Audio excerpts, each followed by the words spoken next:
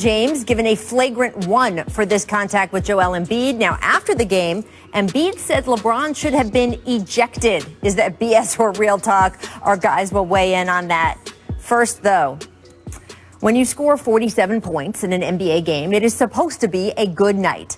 But good nights have been hard to come by for Bradley Beal or the Wizards these days, and last night was no exception.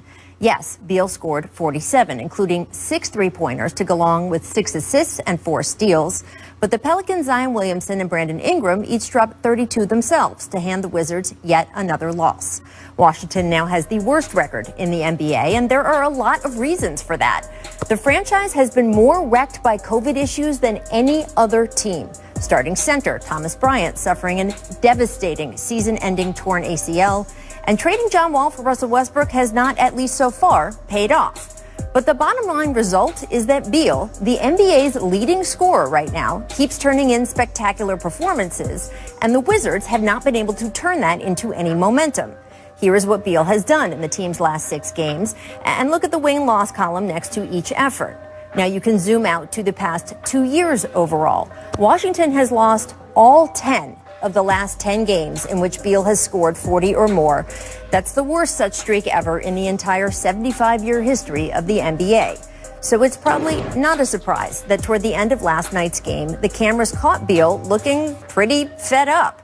He would later say he was just upset about this particular loss. He added he wants to be more careful about his body language. But then his wife tweeted this, quote, "sick of it," fueling speculation all over again that Beal might indeed be exasperated enough by the whole situation to ask for a trade. So what is Brad really thinking? Here was the man himself after the game. We have to be better defensively, accepting those challenges, stop turning the ball over, getting our guys back healthy. So it's a lot for us to do in order for us to really turn this thing around. But our confidence is still high, like G said. We can't have the mindset of being 3-11. So come Friday, we got another tough one. And a quick second, are you frustrated? Is the sky blue? My man. So Beal is frustrated, but as you can see there, still sounds pretty committed to trying to make this work. And I know our first guest today, Scott Brooks, just as frustrated by all those numbers I read off as Brad is, and also frustrated by the fact that forget any regular practices, Scott, you have barely been able to get your team in one place so far this season. So welcome in. We really appreciate you being with us today. And I just want to start there to give some perspective to why it has been so hard to win basketball games of late. You guys went through a stretch of 6 postponed games due to COVID. But even before or after that, you and I talked about a week ago, it's been hard to even know who's going to be on the roster day to day, right? I agree with you, Rachel. Thanks for having me. Yeah, and the sky is blue. We're all frustrated. And I know Brad. Brad is a winning basketball player. He's been as competitive as any guy I've ever coached or even played with. And he's frustrated like we all are. And all family members are, all of our families. We're invested in this. And it's been tough. These are things that we cannot control. And it all started basically with that Miami game. That morning, Russell Westbrook was going to be out with a quad injury.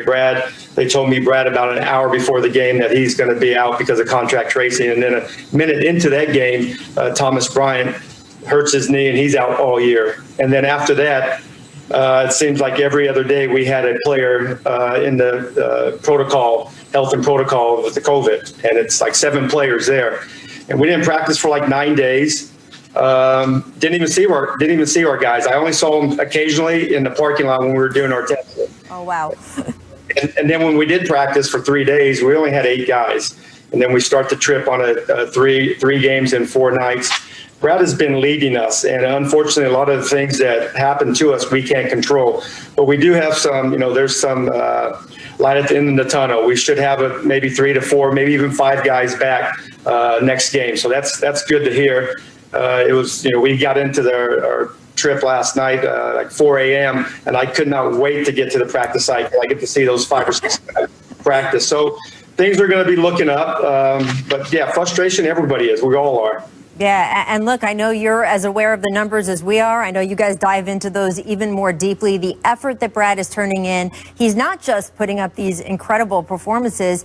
He's positive in plus minus, which is almost impossible given what else has been going on. I mean, it's crazy how efficient he has been, and yet it is not translating into winning. What conversations do you have with him along the way to keep him engaged in that situation?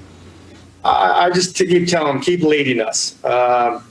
It's hard to lead a team that's, with all the things that has happened to us, but he has, and to his credit, he has led us. And he's, like I said, he's a winning basketball player. He impacts winning. We're not winning right now, and if we were, he would be in the MVP talk right now. But he's a guy that he believes in what we're doing, and we just have to keep chugging along. And I think our guys are understanding that. Like I said, we're going to have some guys coming back.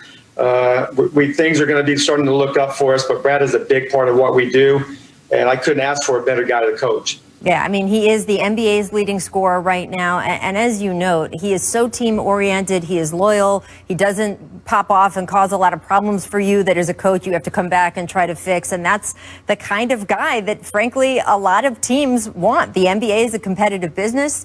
Other teams are not just sitting there feeling bad for you guys, what you've been through the last couple weeks. What is it like to coach in an environment where there are probably 25 other organizations out there that would love to have Bradley Beal on their team and are frankly hoping things in D.C. blow up to the point he requests a trade? Well, I tell the guys all the time, nobody feels sorry for us. Nobody. The only guys in our locker room that cares are the guys in the locker room and our families. And, Brad, like I said, Brad is a winning basketball player. I love coaching him. He's one of the best guys to be a franchise player on the court and off the court. The guy does amazing things in the community. But like I said, he would be an MVP talk if we can get some wins, and we will. We got our guys coming back, but he's done a great job of leading us during these difficult times. And like I said, nobody's ever done this before. I mean, you can't prepare for this. COVID is real. It's not a hoax, and it's real. I'm just glad all of our guys are coming back healthy, and then we're ready. The next couple of games, I think we should have a nice little rhythm. We're going to have 15 games in February to make up some of these games that we've missed. But Brad is a winner, and I can't never say that enough. But I enjoy coaching him. He's like the perfect guy for a franchise to lead a franchise. Absolutely. Well, as you say, no one's ever been through this kind of situation before. Who knew, Scott, that you'd get to a hotel at 4 a.m. and all you would want to do was just go to a practice court? But that is the situation we have found ourselves in. Thank you so much for stopping by today. We really appreciate it, and best of luck in this next stretch. I appreciate it. Thanks for having me. Thank you. All right, guys. So that is really the Washington perspective on things. But I do want to get to the larger league perspective and also what's going on going forward with Bradley Beal. How long can this situation hold? So we're going to bring in now our senior NBA insider. We're fortunate to have Adrian Wojnarowski with us today, too. So, Woj, what can you tell us from the Bradley Beal side of things?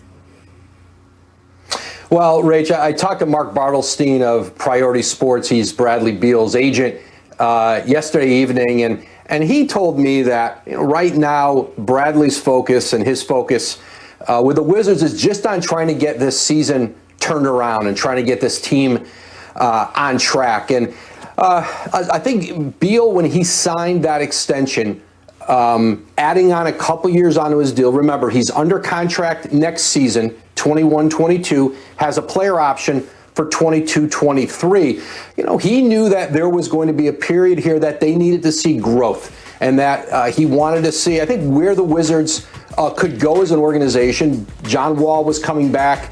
Obviously they brought in Rui Hachimura.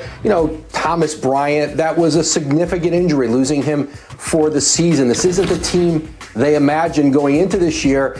But the one thing about Beal and I think the relationship he's had with that organization is he's not impetuous typically with what's going on, and he has been extremely loyal there. I think people were surprised when he decided to do that extension, given where the team was. Now, the trade deadline is March 25th, and so that's less than 2 months away right now. And there's been no indication, and you talk to other teams who are all over the league monitoring the Beal situation closely and looking for any inkling to think that he might be coming available. And teams typically will know before anybody else does. Before we even report it, they will know that there's an opening there, and none of them sense that now. And so I think for Beal, listen, things change, but right now, trying to get this team back on track.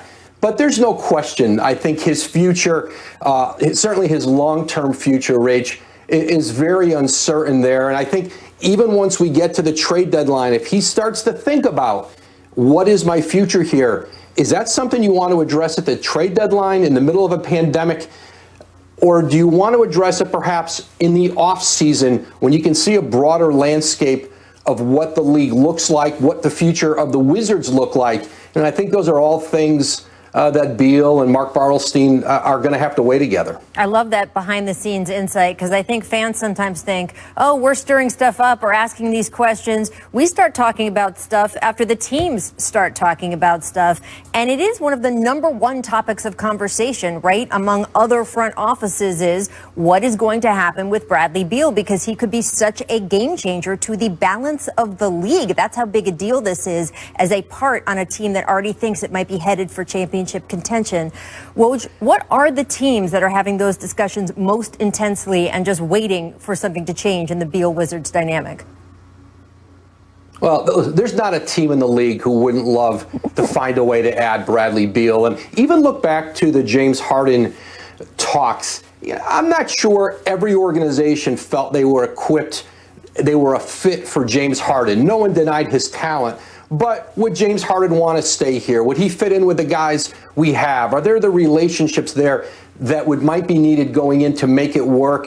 Do we want to give up all these assets for a player who, could walk on us? All those questions. I think with Beal, I think there are a lot more teams who know, who believe that you could just fit him in with other great players, and he'd find a way. He'd add to your culture. He'd add into your environment. And certainly on the court, a player at 27 years old who, still has, who's very much in his prime. Yeah. I think for teams like Golden State or the Denvers, teams who have assets, who are contenders, but also when they're healthy, but also have, let's say if you're Golden State, you've got that Minnesota draft pick. If you're Denver, you've got a great young player in Michael Porter Jr. You got an all-star in Jamal Murray in the backcourt. Now, I'm not saying they would do it, but you look at those teams and say they'd have enough to get in the conversation, and that's going to be the decision for teams all over the league. Of course, the Lakers and Clippers would love to be able to get involved in that, but do they have the draft picks? Do they have the young players it would take that would top a package from some other teams?